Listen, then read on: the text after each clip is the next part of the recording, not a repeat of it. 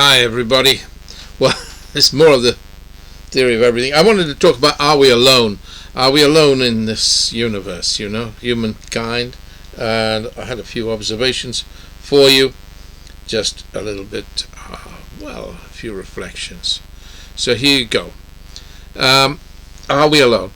I know we have already touched on this, but it's so quintessentially important that, it needs time and attention.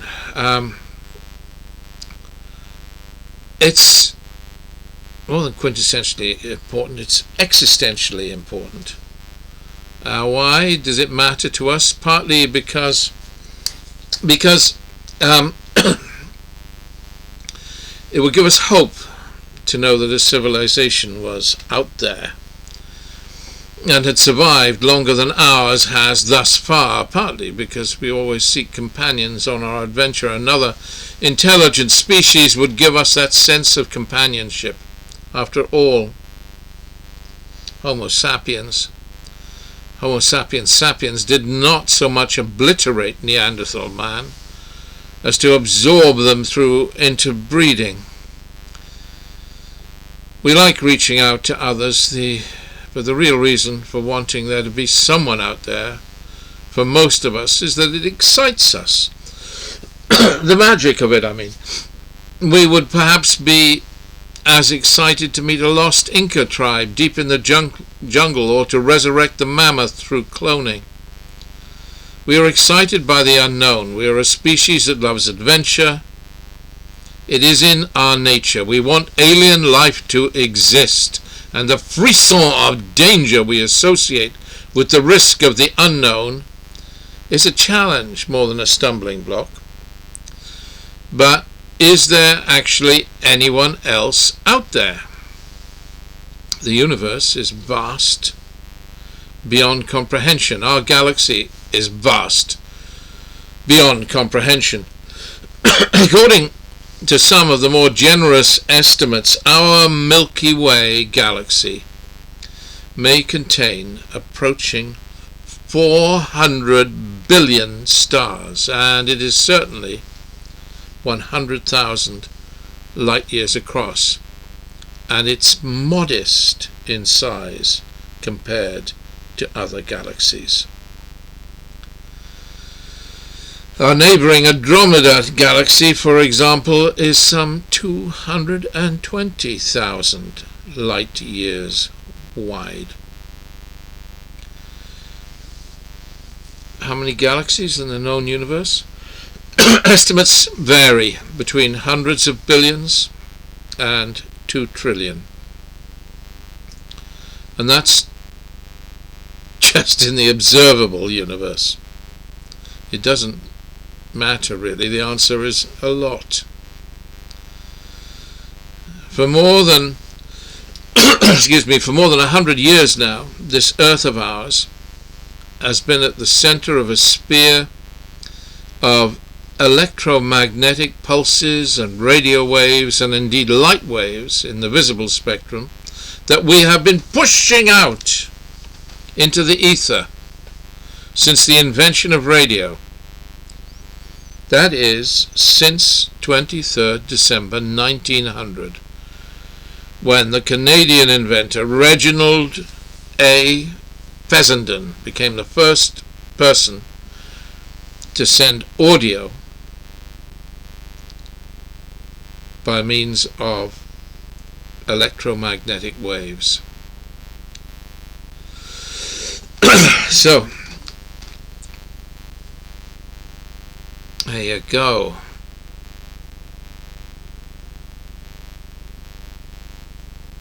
That's a long time. That's a sphere with 100 light year radius, around the Earth. 100 years. How many? That's 200 light years across. It's a long, long way. How many stars within a sphere 200 light years across?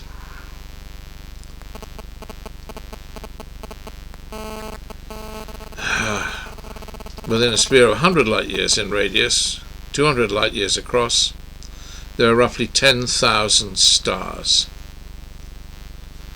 But these radio waves of ours have only traversed a tiny part of the Milky Way galaxy. If any of those 10,000 stars have advanced civilizations, they will have seen us by now. We're not a quiet planet. And vice versa, of course. Were there advanced civilizations in our little section of the Milky Way? Most probably we would have noticed them. But, however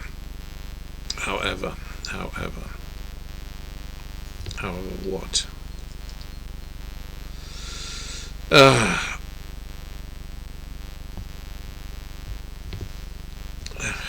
Well,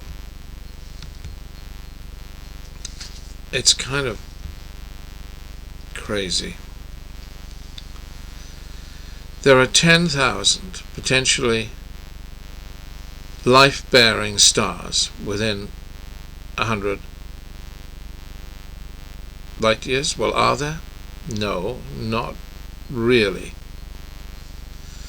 The Sun is a G-type star within the G classification, a spectral class for stars with a yellow color. The Sun is a main sequence star within this class. Only this type of star could possibly sustain life-bearing planets. Basically, the rest are too big, or too little, or too old, or too young. It's the Goldilocks issue. Like with the three bears, the porridge has to be just right.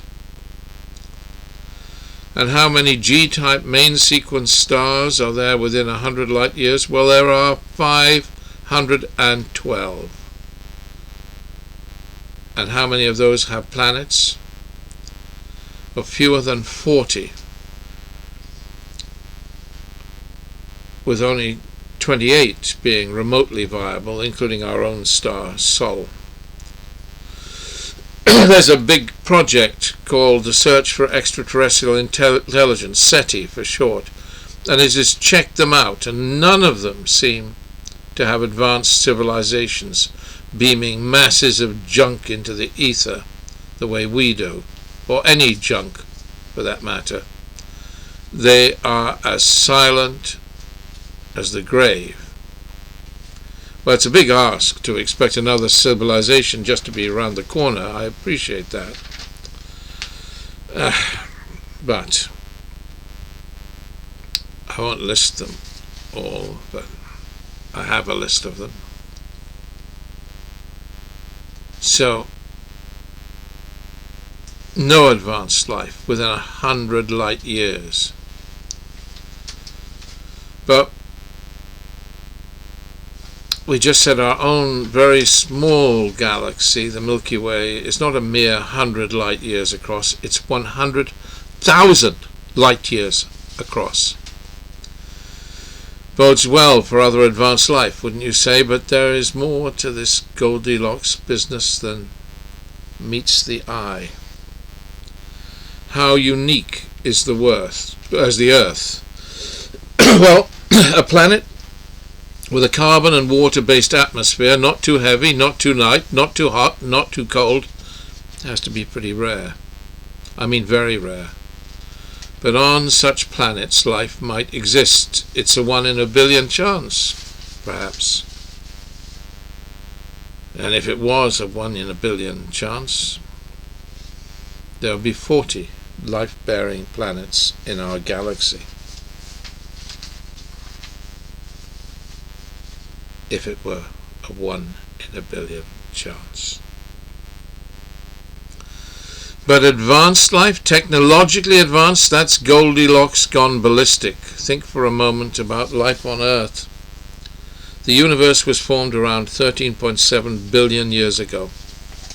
The Earth was formed 4.5 billion years ago.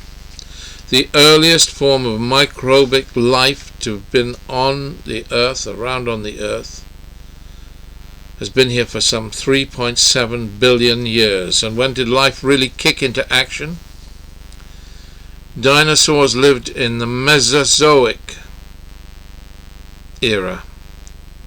That's 252 to 66 million years ago, appropriately called the age of the dinosaurs. So for around 200 million years we had serious life on Earth, but it was going nowhere.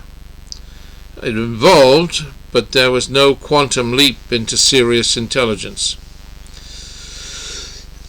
Then around 66 million years ago, an asteroid hit the Earth and destroyed all the dinosaurs. Just a few rat-like mammals and a few birds survived. And they were our ancestors. The rats, I mean. A near obliteration of life on Earth gave them a chance. I mean, that's mega unlikely. How often has something of this kind happened in the history of the universe? Pretty rare, I would guess. And that sweet spot has allowed Homo Sapiens Sapiens to evolve. And how long have we been around? Well, Homo Sapiens Neanderthalis arrived around 200,000 years ago, and Homo Sapiens Sapiens around 160,000 years ago. Then the world's first true civilizations emerged from the Garden of Eden, that was the land of the two rivers, Al-Rafidain in Arabic, a mere 6,000 years ago in what is modern Iraq. And that was like opening the floodgates. Civilizations emerged seemingly independently of each other, like flowers on a dung heap. The Egyptian 5,000 years ago, the Mayan 4,000 years ago, the Greco-Roman less than 3,000 years ago, to name but a few of the more obvious. And then everything went wild, and our own truly mega advanced technological civilization emerged in double quick time just over 100 years ago, and almost instantly spread worldwide.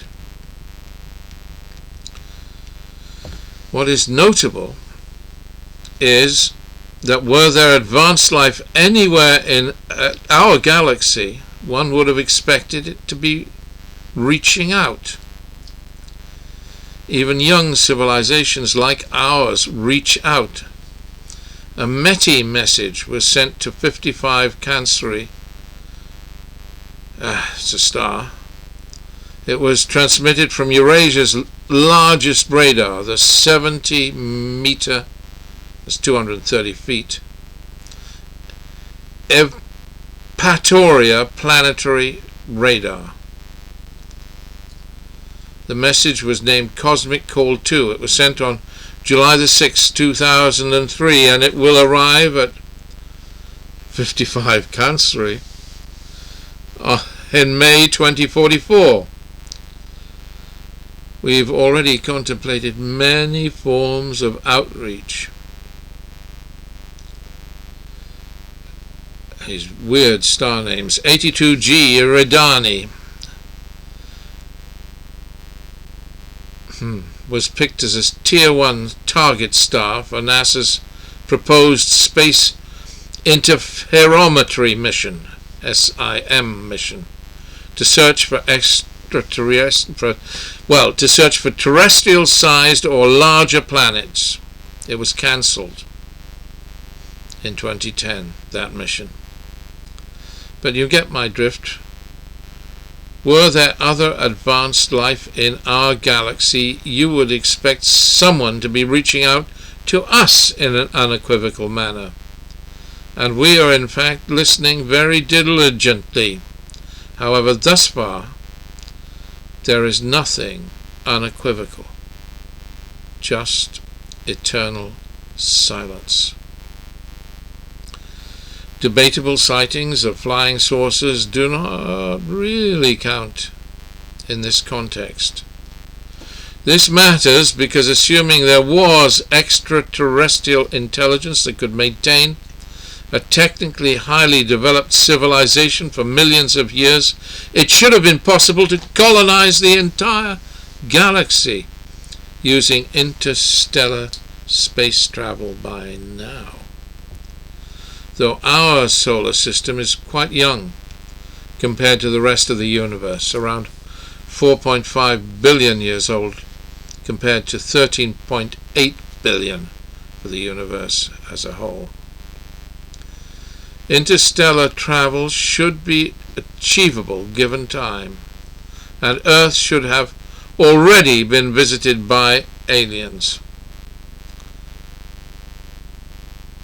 There's the famous Drake equation, which estimates the number of potential intelligent civilizations in our galaxy as incredibly high.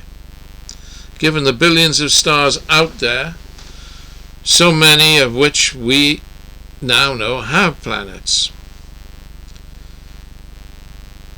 A potential resolution of the Drake equation suggests that there are 12,500 alien civilizations currently in our galaxy alone. The equation has lately been refined and simplified as, this is an equation, got it?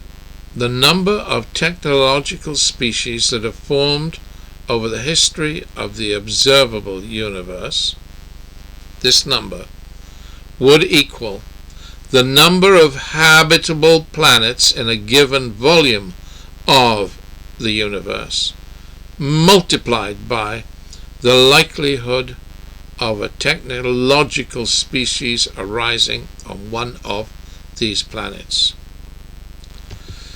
On which basis, some estimate that the idea that human civilization is likely to be unique in the cosmos is only tenable if the odds of a civilization developing on a habitable planet are less than about 1 in 10 billion trillion. But then here's the rub. If there is or was a civilization elsewhere in the universe, or even in our own galaxy, that civilization might have been around so briefly that it only existed for the shortest of moments. And that's why we didn't or don't notice it. What do I mean by that? Well, think a little. Nuclear war, global warming. These are just two existential threats. There are other possibilities. Like, for instance, a mega mistake by scientists. The CERN experiment has been creating antimatter. A big gamble, actually. We don't mean to be Cassandras, but there is always the remote chance that our own scientists could create a black hole that consumed the Earth. Ridiculous? Well, it's pretty ridiculous that we go on burning carbon fuel and chopping down the Amazon. You could argue that we are a species hell-bent on self-destruction. That's even without considering the potential of another Wuhan taking us all out, man-made or otherwise.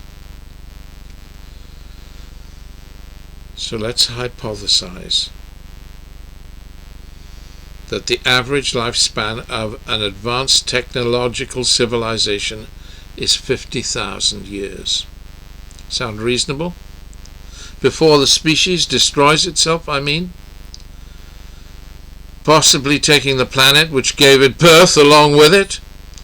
Well, that's a generous lifespan the way we are going. Let's say there were or have been at some point in time 40 life-bearing planets in our galaxy, a handful of which have had advanced technological civilizations that have each lasted an average of 40 or 50,000 years. In case you're wondering, I think the Drake equation slightly over-eggs the pudding. It would be a fine thing. I think the fraction of planets that may support life is reasonably significant, but that fraction of those that go on to develop fairly intelligent life is very small. And on my less optimistic basis, the chances of two advanced technological civilizations coexisting at the same moment in our galactic history would be infinitesimally small. So small as to be insignificant. Let's face it, advanced life may be a mere flash in the pan if we are anything to go by.